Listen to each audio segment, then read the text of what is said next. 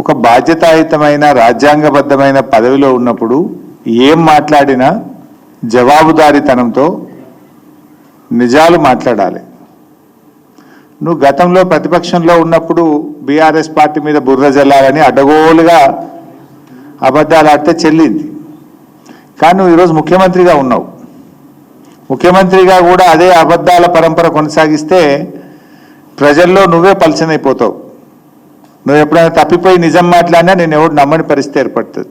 నిన్న రేవంత్ రెడ్డి గారు మాట్లాడుతూ ఏమంటాడంటే 21,000 కోట్ల వడ్డీ లేని రుణాలు అందించాము అన్నాడు.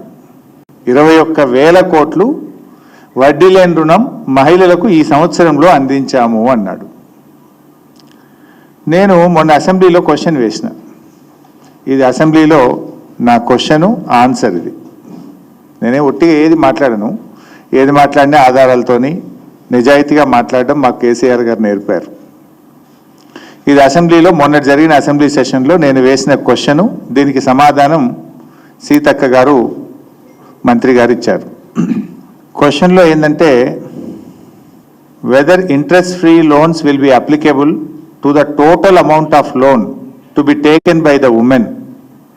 The conditions applicable in this record may be told.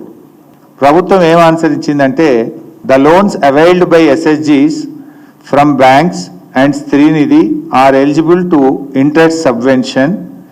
GO number 27 dated 2/3/2015 up to loan outstanding of 5 lakhs.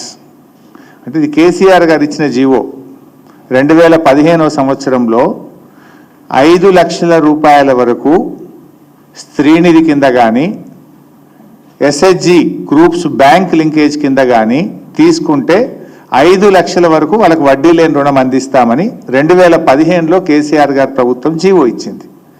ఆ జీవోకు లోబడి మాత్రమే 5 లక్షల లిమిట్కు మాత్రమే వడ్డీ లేని రుణం ఉంటుంది. దాని మీద ఎంత తీసుకున్నా కూడా వడ్డీ మహిళా సంఘమే కట్టుకోవాలని ఇది శాసనసభలో కాంగ్రెస్ ప్రభుత్వం ఇచ్చిన సమాధానం.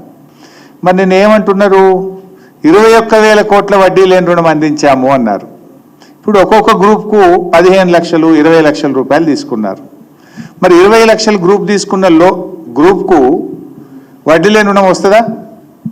5 లక్షలకే వడ్డీ లేని రుణం వస్తుంది. మీద తీసుకున్న 15 లక్షలకు 12% వడ్డీ కట్టాలి వాళ్ళు. 12%, 12.5% బ్యాంకులు ఛార్జ్ చేస్తున్నాయి. నేను ఆ నియోజకవర్గ మహిళా సంఘాలతో మాట్లాడి అన్ని ఆధారాలు తీసుకొని అసెంబ్లీ సమాధానంతో సహా బాధ్యతాయుతంగా ఈరోజు ప్రభుత్వంలో అడుగుతా ఉన్నా నేను. అంటే 21,000 కోట్లు వడ్డీ లేని రుణాలు ఇవ్వకుండానే మేము మొత్తం 21,000 కోట్లు వడ్డీ లేని రుణాలు ఇచ్చామని చెప్పి ఈ రాష్ట్ర మహిళల్ని రేవంత్ రెడ్డి మోసం చేస్తున్నాడు, దగా చేస్తున్నాడు. మరి నిజంగానే ఇచ్చిందా? ఇస్తే చెప్పండి ఆడిచ్చిండ్రు. మరి నువ్వు అసెంబ్లీలో ఆన్సర్ ఇచ్చినావు, 5 లక్షలకే వర్తిస్తుంది అన్నావు.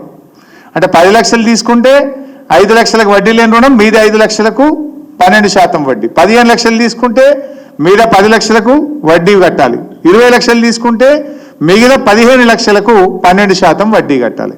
అంటే బట్టి విక్రమార్క కానీ రేవంత్ రెడ్డి కానీ నిన్న చేసిన ప్రచారం అంతా డొల్ల ప్రచారము, గోబల్స్ ప్రచారము, అబద్ధాల పరంపరను కొనసాగించారు.